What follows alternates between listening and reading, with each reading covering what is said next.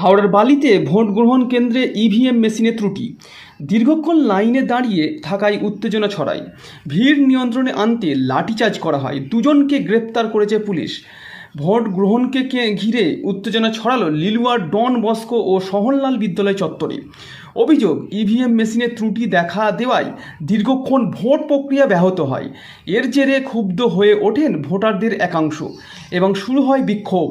পরিস্থিতি ক্রমশ উত্তপ্ত হয়ে উঠলে কেন্দ্রীয় বাহিনী হস্তক্ষেপ করে এবং ভিড় নিয়ন্ত্রণে আনতে লাঠিচার্জ করে বলে জানা গিয়েছে। এই ঘটনায় দুজনকে গ্রেপ্তার করা হয়েছে।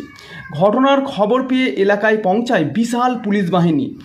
হাওড়া পুলিশ কমিশনারেটের উচ্চপদস্থ আধিকারিকরাও পরিস্থিতি সামাল দিতে ঘটনাস্থলে উপস্থিত হন।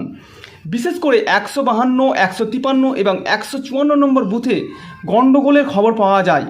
বর্তমানে এলাকায় নিরাপত্তা জোরদার করা হয়েছে এবং পরিস্থিতি নিয়ন্ত্রণে রয়েছে বলে প্রশাসনের পক্ষ থেকে জানানো হয়েছে।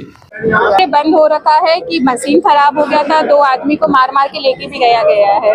मशीन खराब हुआ है? हाँ, मशीन खराब हो कौन गया। सी स्कूल है? सोवनलाल स्कूल है। सुबह से खड़ा हुआ है? नहीं, मेरे को आधा 1 घंटा हो गया है। पौने 7 बजे से बहुत पुलिस खड़ी है, सब खड़ी है। हम लोग पौने 7 बजे से लाइन में खड़े हैं। अंदर ये गेट बंद हो गया, अंदर से बहुत हल्ला आ रहा है, बहुत ज्यादा चिल्ला चिल्ली हल्ला आ रहा है। क्या हो रहा है कुछ नहीं पता। फिर बताया गया कि मशीन भी खराब है। तो ये 2 कारण था, अंदर कुछ हल्ला हो रहा था और मशीन भी खराब है। अब ये जाके अभी 10 मिनट हुआ है, लाइन चालू हुआ है।